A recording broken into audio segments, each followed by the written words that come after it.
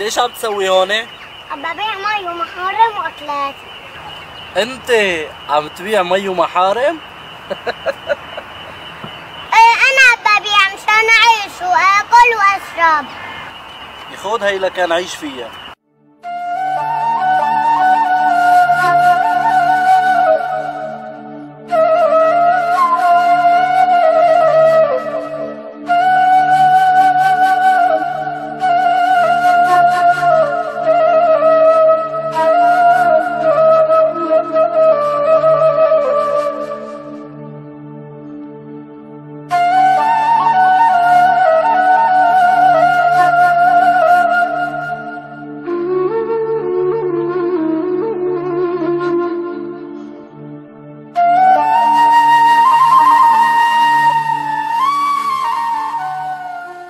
طز فيك وفي نصراتك.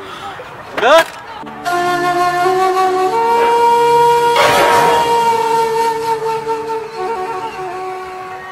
اسمع عمو وخلي كل العالم تسمع. انا سوري ابن سوريا، انا ابن العز والكرم، اجدادي وابائي كلهم سوريين. عشنا بكرامة ما منموت إلا بكرامة، بس الحرب خانتنا ومع ذلك أهلنا علمونا ما ننزل إلا لربنا، والحمد لله نحن بصحة وعافية. لعلمك نحن نشتغل بالحجر والتراب حتى نعيش وناكل ونشرب. وانت وغيرك لما بدك تتصدق على فقير لازم تتصدق بكل أدب واحترام، ما تخليه يحس بالإهانة والذل، لأنه نحن كلنا فقراء إلى الله تعالى، والله هو الغني الحميد. والدليل في القرآن الكريم: أعوذ بالله من الشيطان الرجيم، بسم الله الرحمن الرحيم، يا أيها الناس أنتم فقراء إلى الله والله هو الغني الحميد.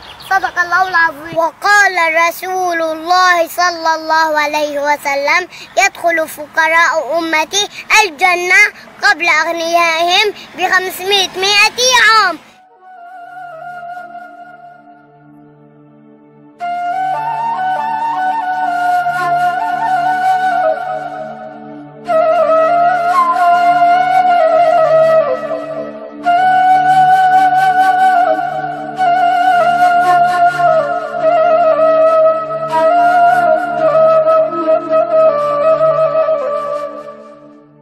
والله يا عمو مو قصدي هيك، بس قصدي ليه ابوك ما بيشتغل؟ وين امك؟ وين اخواتك؟